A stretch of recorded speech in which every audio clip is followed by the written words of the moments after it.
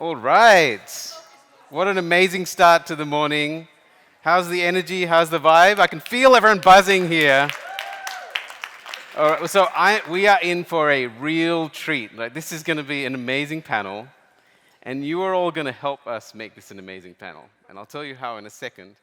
But I'm Deeps Ramanathan. I'm the CMO of Degreed. I've been in the edtech space for a while. I also had my own edtech startup as well prior to joining Degreed. I came via the learning acquisition. And so you'll hear a lot of the conversation today is also personal for me, because for me, I really like to understand a lot about learning strategies and trying to evolve how I think about what we can do to help our customers and clients inside from Degree and the partnerships that we have with our customers. So how you will help me today is very simple. Some of you can actually move to the front of the room if possible, and I'll give you a few, like 30 seconds to do that, because the more of you at the front makes it more energy, more excitement, let's put it that way. The second thing is, make sure you take copious notes. There's going to be so much thrown at you in terms of insights and knowledge that you can gain from this session.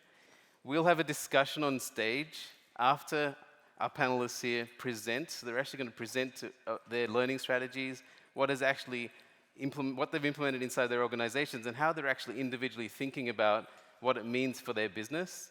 And then finally, I'll open it up for questions. So please keep those questions, sort of write them down ahead of time, and then we'll open it up for questions.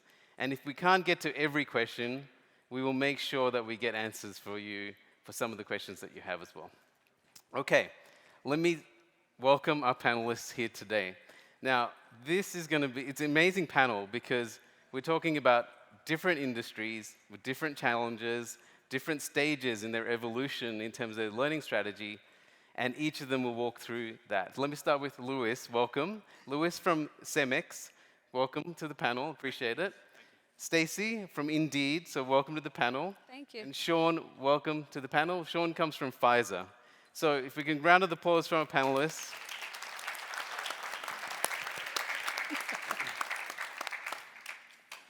Like a real round of applause for the panelists. Let's do this. All right. That's it. Okay. All right. I said this is going to be the best panel. It has to be the best panel. All right. We're going to make this the best panel together.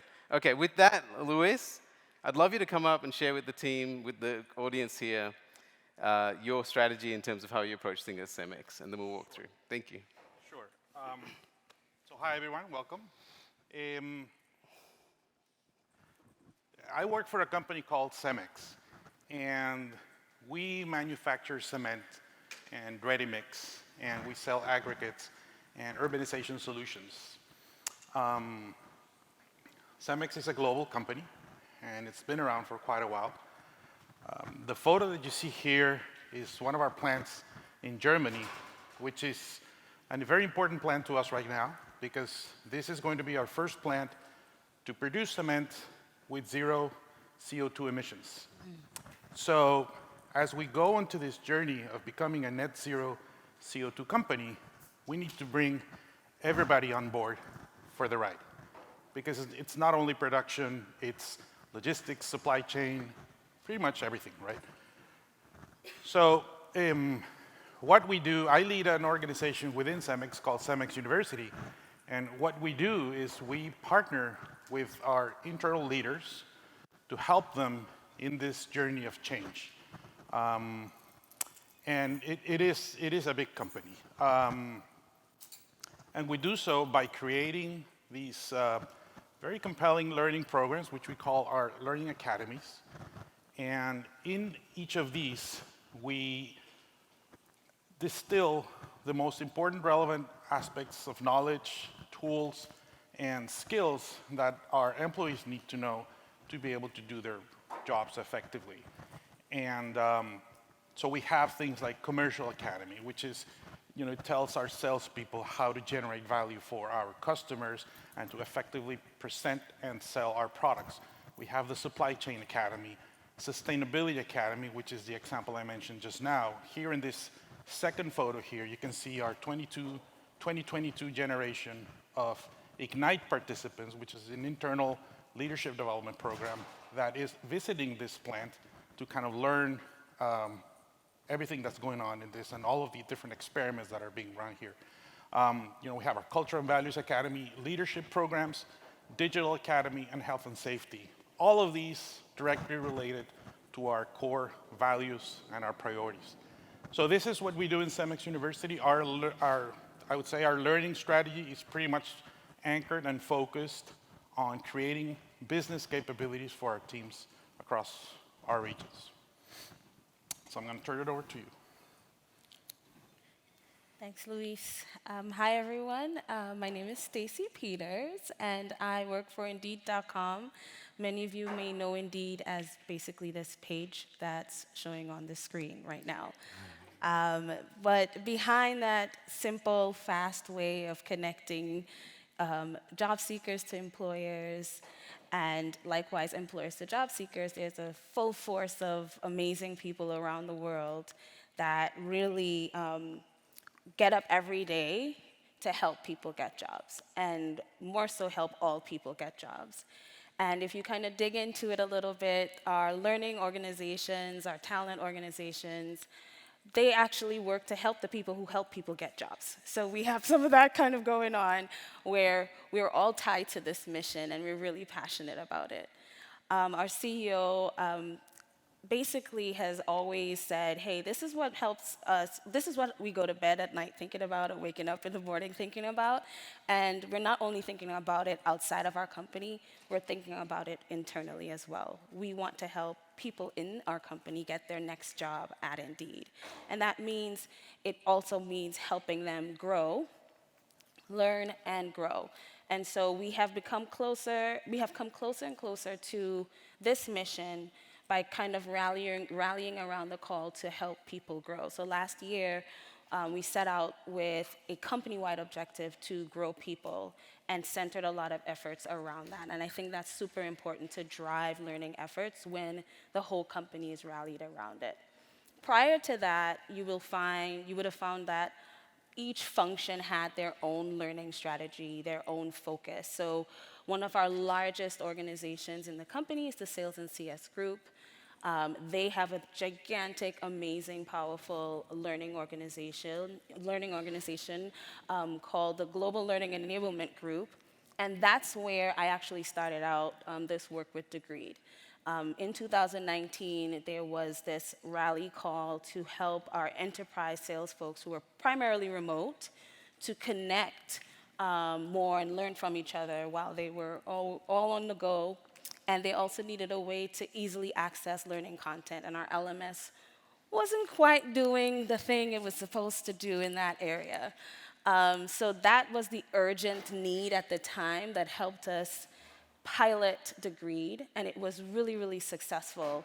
And as a result, we were able to expand it to all of Sales and CS maybe a week before we were all mandated to work from home because of COVID. So adoption of the platform and engagement early on during that pilot time was really around getting our L&D people to champion this new LXP, this new learning platform. And there was a lot of education that had to take place to help them understand how it will help their work and help them so that they became the champions and not like the tech people like myself. So we had a lot of conversations around, okay, this is not an LMS. I think I had to talk about that quite a lot. I'm not sure if anybody else has experienced that, helping people understand the difference.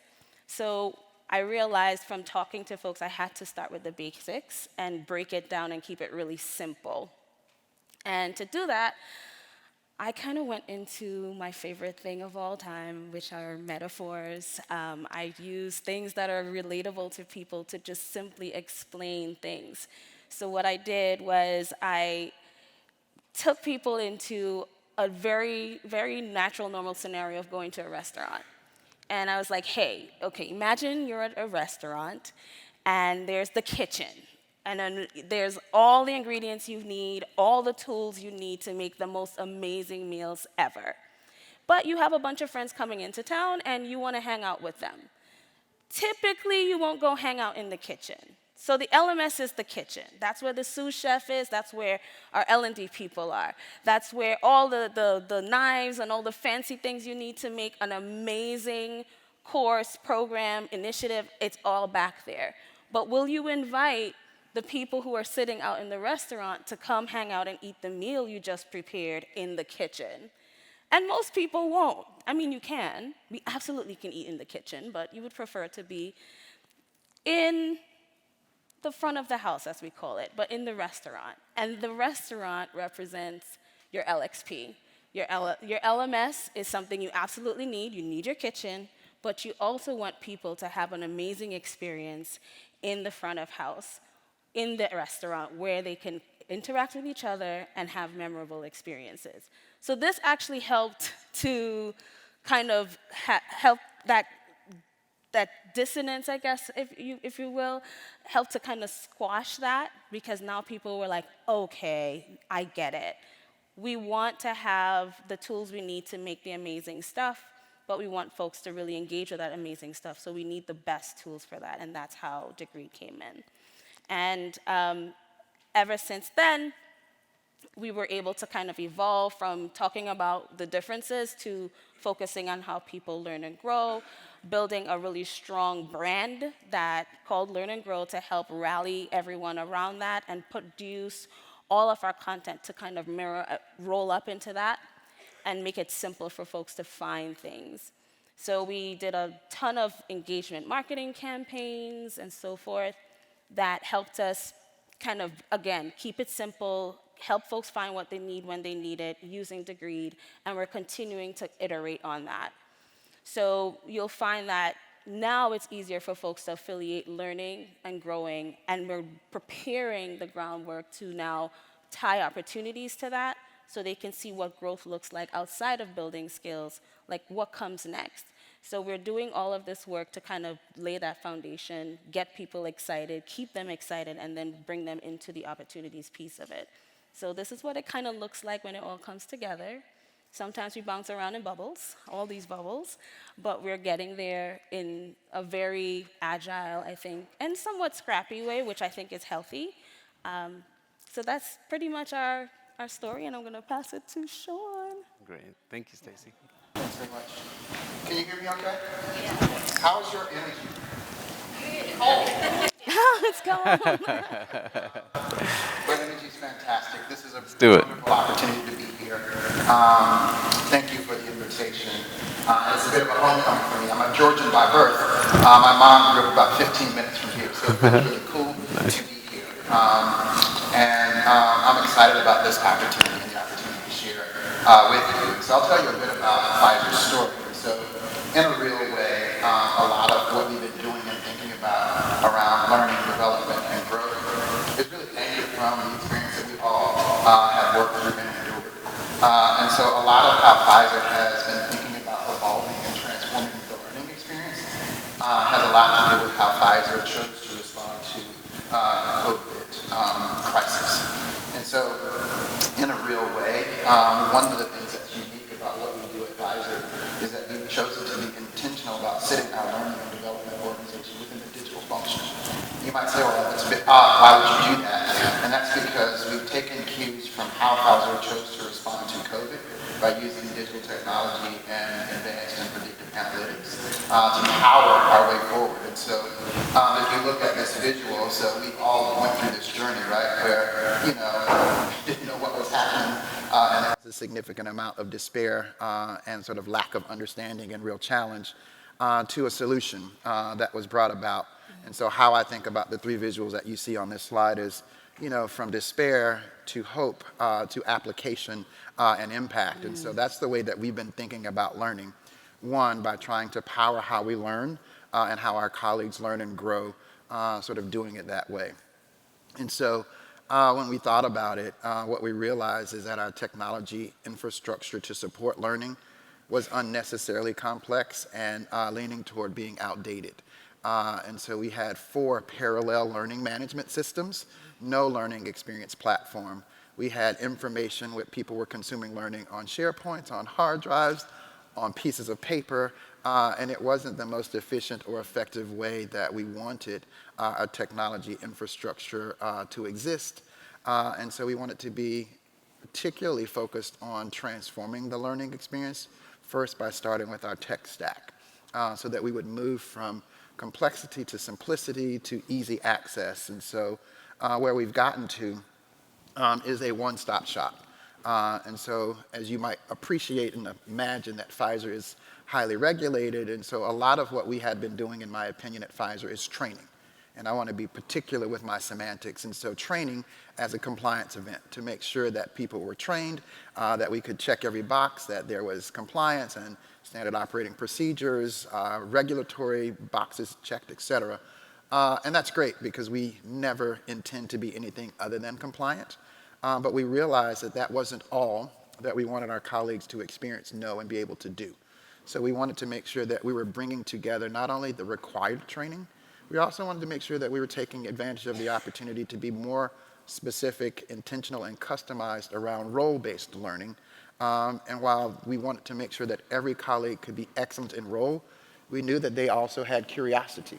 And so we wanted to bring together, again, in one place, through one point of access, everything that I needed for compliant and required training, everything that I needed for role-based training, but everything that also I had access to for desired learning experiences as well. And so this is a screenshot of our sort of gateway to that experience, where now with the partnership with Degreed, as well as with SAP SuccessFactors, we have one place where every colleague at Pfizer can go to sort of see not only what they need to do, but also sort of ways that they might grow and build their skills in partnership with peers and partners. And so at the end of the day, what are we trying to solve for? We're trying to drive a transition from making sure that first and foremost, the learning experience has been enhanced and transformed by taking fuller advantage of digital technology and analytics, sort of at the base of the mountain. But that's all in service of making sure that our colleagues have the right mindset, skill sets, and even tool sets to be effective in their roles. And why that's important to us is that we'd like to move away from, the stick and sort of get to the carrot and to the reward. And so rather than making learning a chore and hard to access, find, and consume, we want to make learning a choice so that people feel like, the company is investing in them and that they are investing in themselves to get higher and higher. And so the thing that I love about this visual on the left is that, sort of there's this whole concept of reaching back while we climb. And so we want to make sure that we're also fostering sort of social collaborative learning that people are learning from and with each other. And so at the end of the day, the thing that I always like to say is Pfizer cares obviously a lot about research and development. If you watch the news, we are active in business development and acquiring companies to sort of build our pipeline and make medicines and therapeutics available. But to me, I want to make sure that while Pfizer cares quite a bit about R&D and BD, that L&D as equally as important to Pfizer's success. And so what we fundamentally believe that we are doing by driving this transformation and delivering this new experience to our colleagues is that they are going to be the oil. They're going to be the rocket fuel that powers our forward progress. And so for Pfizer to achieve its mission of delivering medicines that are going to be breakthroughs that change patients' lives, that starts at the colleague level. And so if I feel disconnected from the company, I'm not going to be amazing at helping us get to mission. And so I'd be remiss if I didn't acknowledge my colleagues who are around the room. And so those on our team who built and remodeled this tech stack, and those who are driving activation and engagement for our colleagues. And so they're here, they're around the room. And so it's only fair and right that I give them the credit because they actually did the heavy lift and they're doing the work of driving mindset and skill set shifts as well. So I'm happy to tell you more about sort of what we've done and how we've done it, but for sure, we're trying to make sure that the technology isn't the end, it's not the destination, but rather it is the enabler to the experiences that we want colleagues to have. Great, thank you, Sean. Now let's actually congratulate our panelists. And we're congratulating them because primarily when you think about the learning strategies that they've implemented, it is really connected to the business needs, and it's tremendously valuable not only for your business, but every employee inside the organization that gets touched by the programs that you guys have been putting forward. I was going to say this at the start, but I'll reveal. We actually set homework pretty much for every session during Lens because we're all learners. We have to learn, and you all passed. Well done, more than passed. You got got A's throughout. So when I think about the common thread across a lot of these different industries and different spaces that you're all in, one thing that comes to mind is the need to move quickly and react to change. Like if we think about the conditions in which we all live right now, right? Coming out of COVID, the recessionary sort of context that we're living in, inflationary times, the changes that we're all facing inside our businesses, skill shortages, challenges to move people internally, internal mobility challenges. I'd love to just get a thought from each of you in terms of, starting with Luis, when you think about sustainability, we've talked about sustainability for 20, 30 years. What's the catalyst for that sort of shift towards, transforming the business, particularly all of the plants? And how challenging is it to make those changes internally to get the buy-in and support, and then be able to then start implementing these programs? Right. Well, at least for us, it was a business event altogether. Our CEO, determined that at some point in time we had to become a net zero CO2 company, and his top senior leaders develop very specific targeted goals for specific dates. And so we were brought in to help everyone understand that message.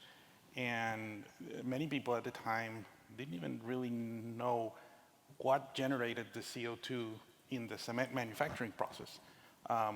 Because we do use energy, we do use heat, but there are chemical reactions when you make cement, which is in part what generates a lot of the CO2. So not many people knew that. So we had to, go down to the basic level. So, we were part of a greater team that was asked to make this cultural change, to make sustainability part of our culture. And so we introduced several learning resources to help that. But I have to say, it was a business-driven initiative where we brought in, dashboards, we brought in reports, communication, and many other things that went along with learning to make that change happen. So it was completely driven by the business. Very helpful. In your case, I think you launched Degreed a week before the pandemic. Was that about right? Yeah, well, I think a week before the pandemonium of the pandemic. Pandemonium, yes. That's a good I think way to put most of us didn't really know what the pandemic meant till Right. summer of 2020. But we launched Degreed February of 2020. We were very excited, and this was for the sales and CS organization. So this was not for the entire company. And folks were excited. They were like, "Oh, cool, it's Degreed." Our L&D teams were pretty excited. They did a lot of training and work thanks to the Degreed team to get things ready. We were still building our sales journeys on there. But then on March 3rd, I remember the day I was actually driving into the office, and one of my direct reports called. She's like, "Are you on your way in? Did you check your email?" "Nope." "Turn around." We were all mandated to work from home on March 3rd, and we were home ever since. I think this year we recently started a hybrid situation. We had onboarding that had to still continue. That usually is done in person for salespeople. We had all of these in-person learning events that were scheduled to happen, that needed to happen. And folks were like, "What are we gonna do? Pathways!" So there was a lot of, Degreed allowed us to pivot so quickly. People were able to jump in, collect resources from everywhere on COVID, talk tracks. They had to now speak to clients who were also kind of concerned about, their accounts. And there was a whole lot of things going on, but it allowed us to kind of take action really, really quickly in a really short space of time. And I think that really helped to drive adoption at a faster rate. We had a 96% active user day, which I was like, oh, that's pretty interesting. So I was really excited about the fact that folks saw the value that early, but the catalyst was something, of course, unfortunate. And I think that's when everything lines up really well. You know, the business need, the urgency, and then, of course, you know, the opportunity. So. Thank you. And Sean, you know, I know we talked beforehand, but one of the things that you mentioned to me was the need to change.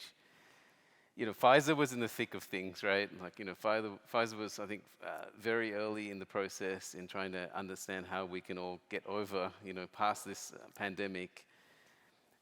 When you thought about the differences between the modalities of learning, I know you mentioned it.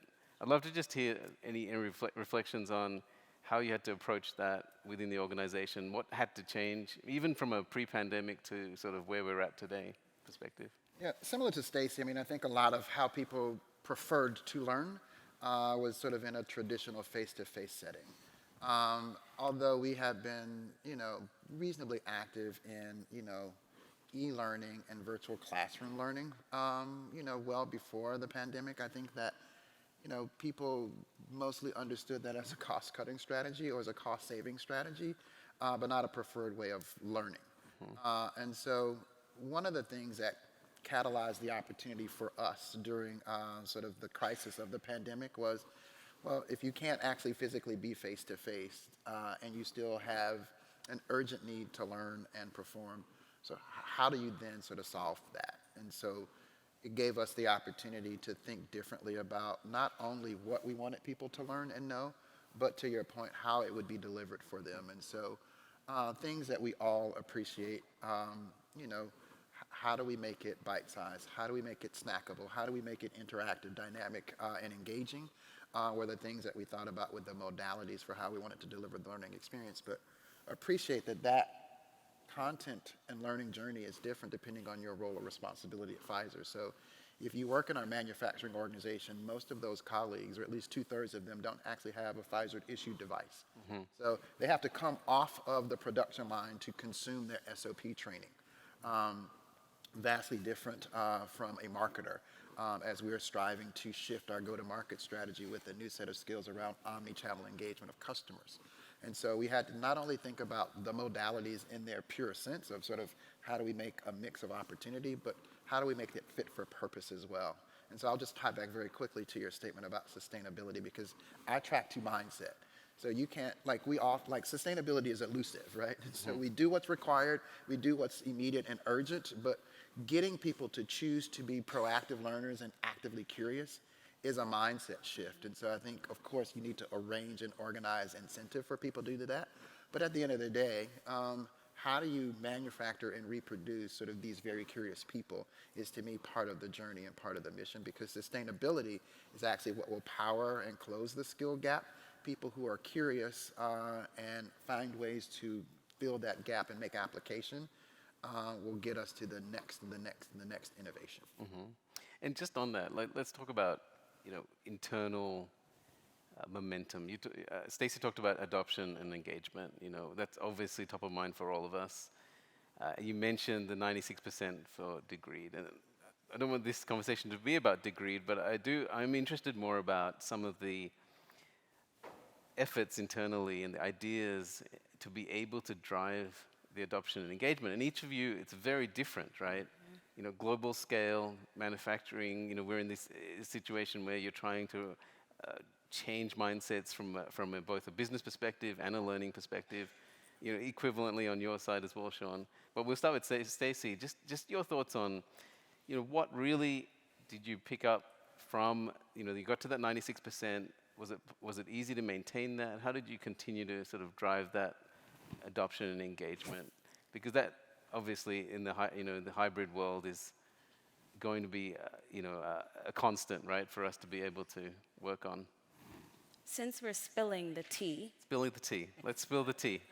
Absolutely not. Have any 96%. That was definitely an anomaly, but it did set a pretty high bar. We've had over 50% active user rates month over month typically. That's kind of average. And that's because of the amazing efforts of the L&D teams, the functional learning teams specifically. Most people really care about what they have to learn to do their job really well, what skills they need to sell or to market, or and all those things. So our champions, our influencers, they all kind of lie within our L&D teams and also leaders, our managers. So there's a lot of effort around, focus around the programming, the business goals that the programming supports.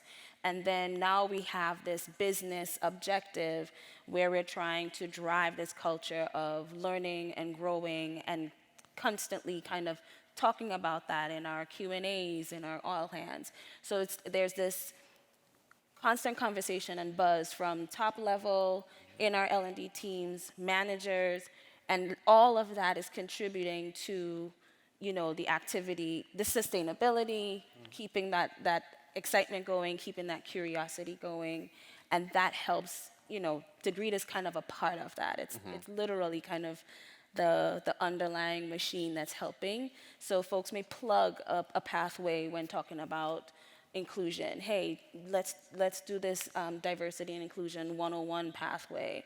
Let's check, like that's the conversation. Those are the conversations we're hearing now, not just within our L&D teams, but in our Q&As and all those kind of different forums where folks are hearing from each other. Luis, just thoughts on that? Well, in our case, it was, you know, we had Degreed implemented since 2019, and it had been earning adoption by different functions. So as we released program for commercial team would start picking up and realizing what was there, and the business was really requiring them to get on that to learn what they had to.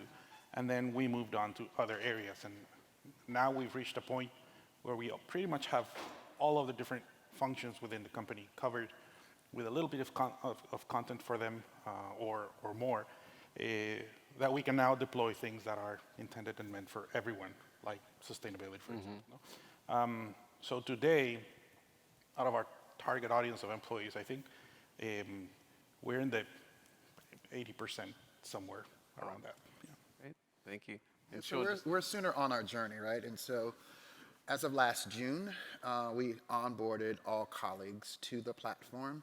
And as of December, we created this one-stop shop. And so from a metric standpoint, we have, you know, greater than 60% of our colleagues who are activated, and what I would call sort of the narrowest definition means they've logged on at least once. But again, we have colleagues who are particularly focused on driving awareness and activation and, you know, recurring use of the platform, and so that's growing. And so we've set aggressive metrics to grow that number. But I think, you know, Pfizer loves a metric, and so we're going to, as was said in the opening session, what gets measured gets achieved. But I think, again, it's more around how will we get there. And I think, you know, to me, you know, a lot of what can happen in early stages is top down. So we certainly have, you know, significant engagement and support from our CEO, our Chief Digital and Technology Officer, and, you know, leaders for whom learning is an important part of their function. But what we're also trying to grow is middle out and top down. So I believe that everyone's job and everyone's work is through the lens, pun intended, see what I did there,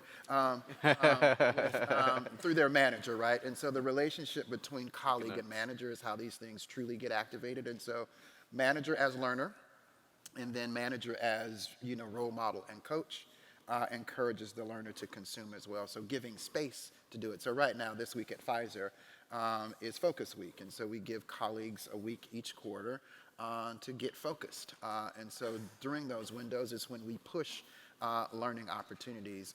We try to link it to moments that matter sort of in the course of a year. What are there moments where perhaps I need to double click on my learning experience? And so as we have recently come out of our goal setting season, it's a great opportunity to sort of say, well, based on the goals that I've set for myself in partnership with my manager, what are the ways that I might learn and grow to do that? So we're trying to find non-artificial ways to get people to be actively engaged. And I think at the end of the day, we try to articulate it in terms of an investment the company is making in you, but also the investment that you should make in yourself.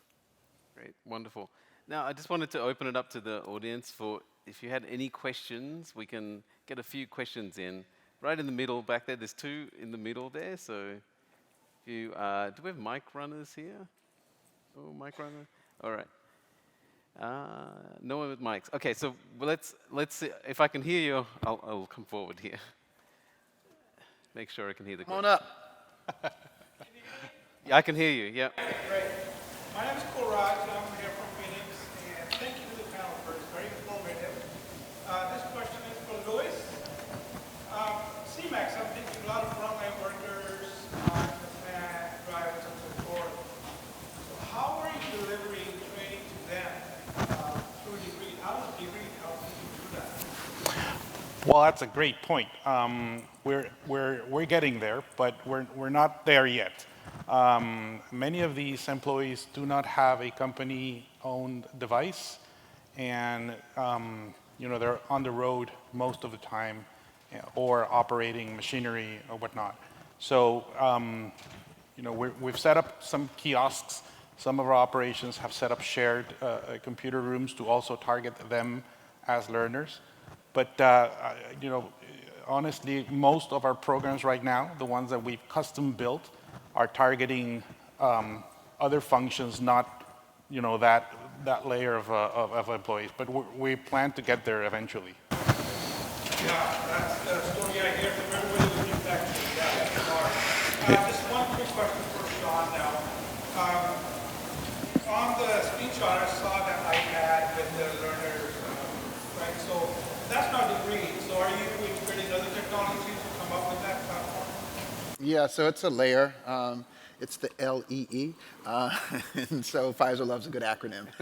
And so what we wanted to do was to sort of put that as sort of the gateway experience that allows you to click either directly into the Degree platform or to click into our learning management system. And so, again, it was, a part of our ongoing conversation to sort of create, in fact, I think while we get to be here, we get to have chats today with Success Factors and with Degree to sort of figure out, as they imagine, their product roadmaps together, how can we find, a solution? Because we want to just, again, try to make it as seamless and as simple as possible. Technology is fantastic, but we want to make it intuitive as well. All right. Sure. No problem. Let's take the question in the middle, and then we'll come to the front. Thank you all for your time. My question, I think, is for all of you, and it's twofold. So do you have a strategy around non-required learning? And if you do, how do you know that it's successful? So what metrics are you leveraging to say that the employees who are doing non-required learning? Did you all hear that question? Yeah. Okay, sorry, go ahead. So non-required learning, not really. We don't have a strategy in place for that. There are resources there, and you may be in supply chain, but interested in learning about commercial or about products or about health and safety.